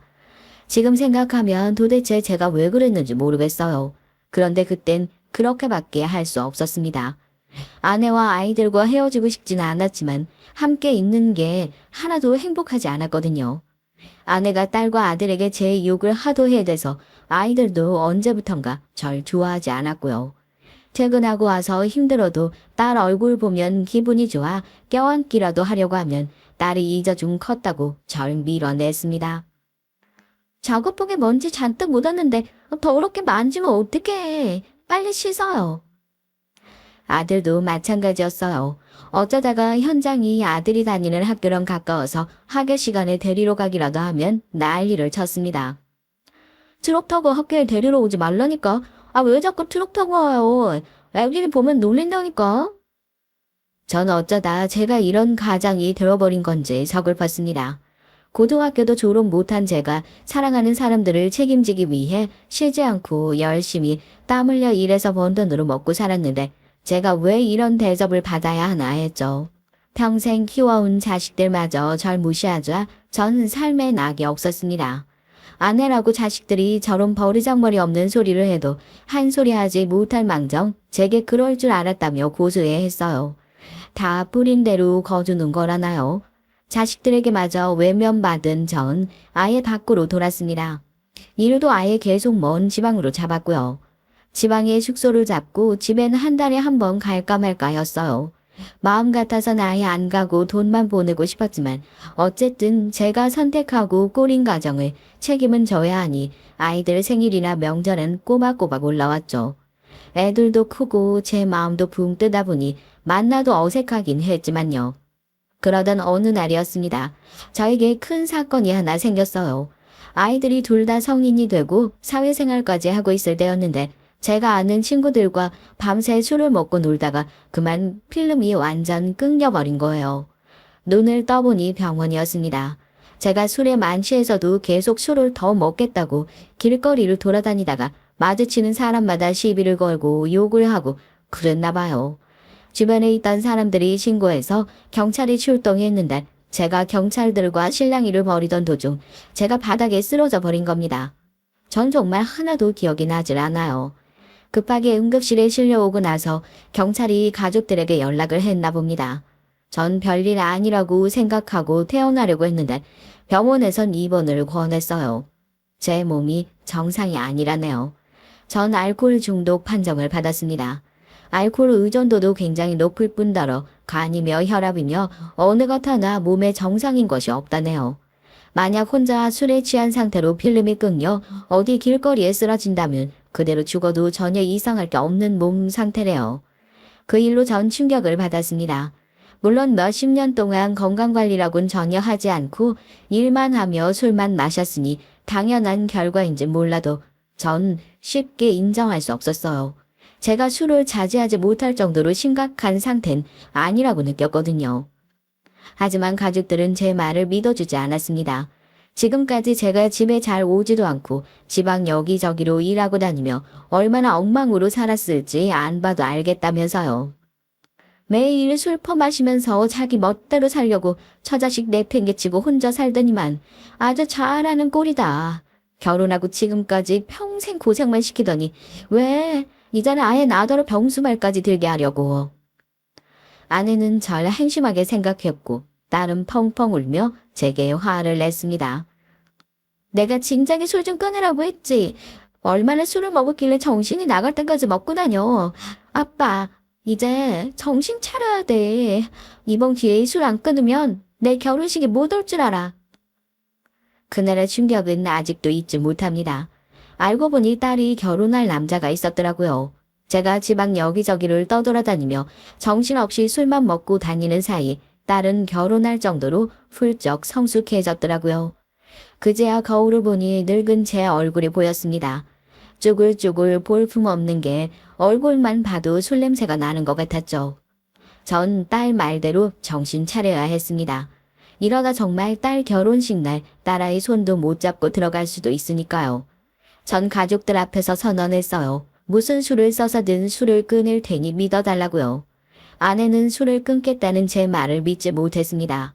하지만 전 진심으로 굳게 마음먹었어요. 그리고 정말로 술을 끊었습니다.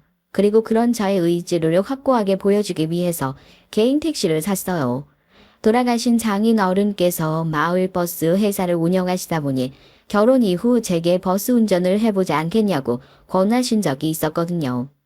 버스 면허만 따서 오면 바로 취직시켜주겠다고요. 그런데도 전 거절했습니다.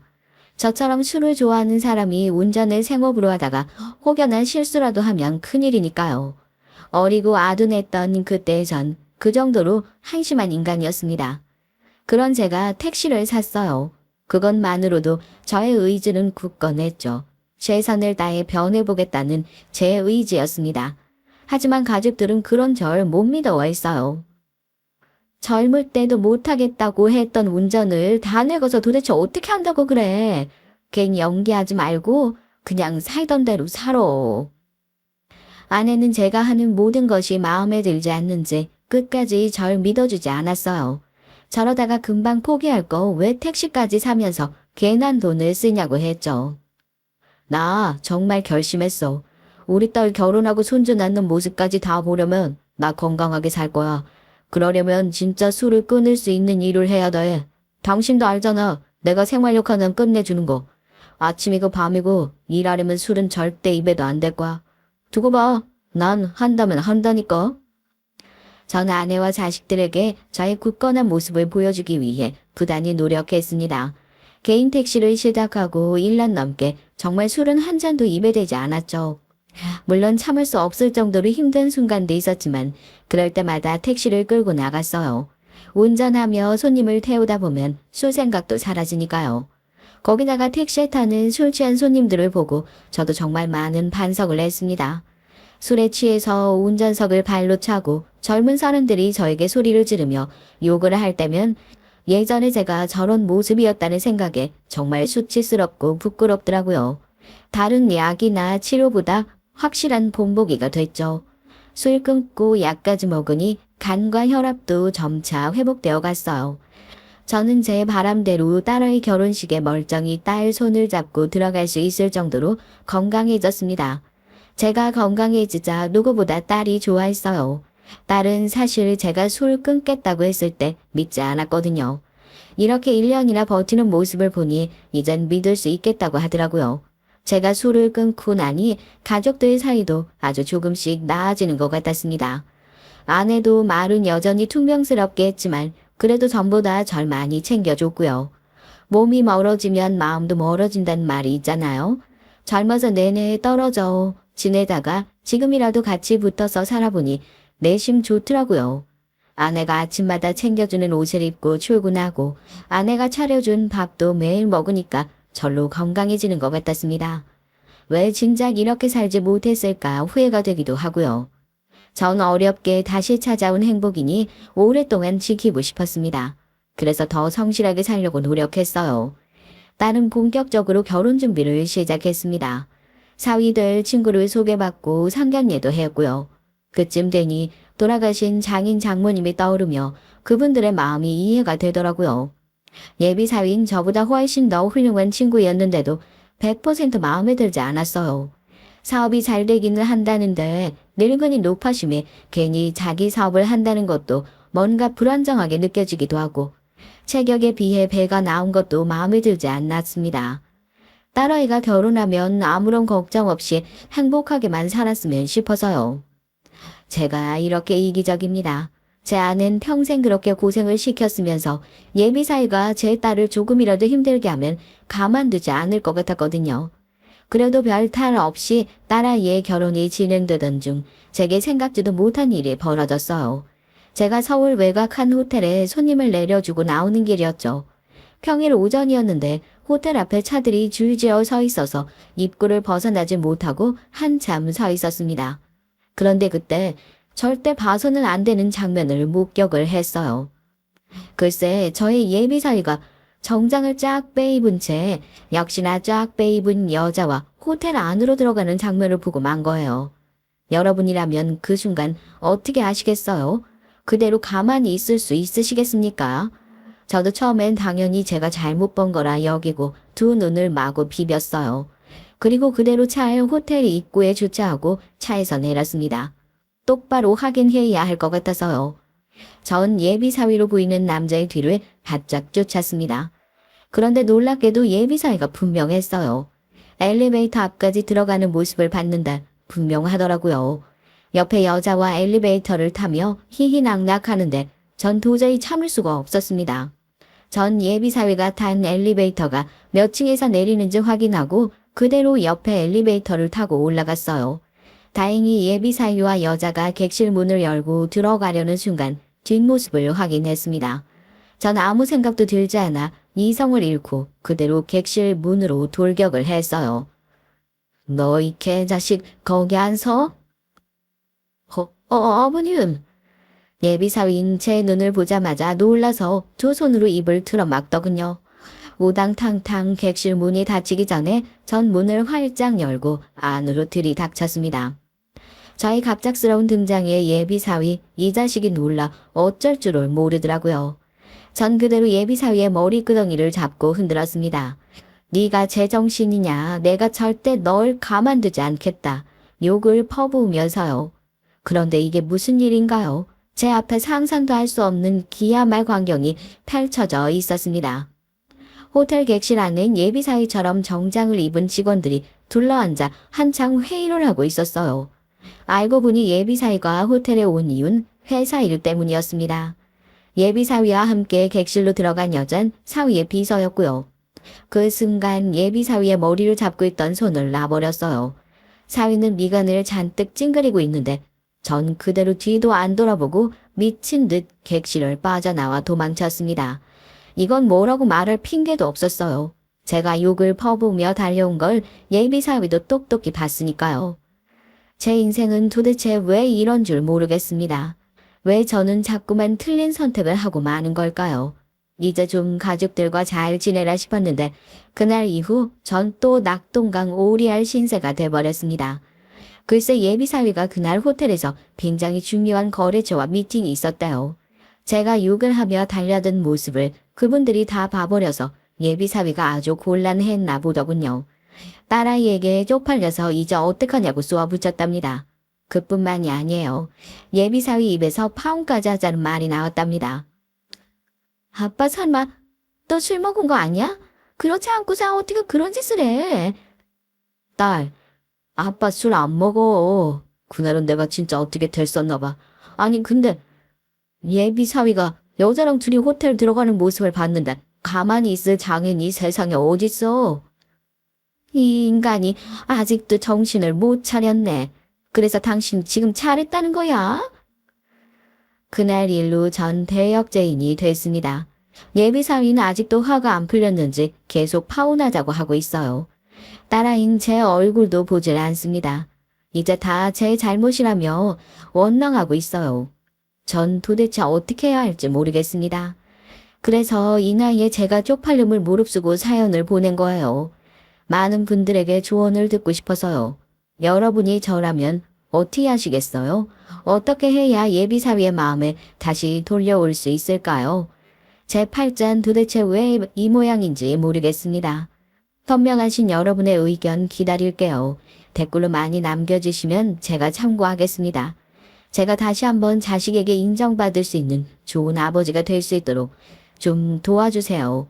지금까지 저의 기나긴 얘기 들어주셔서 감사합니다.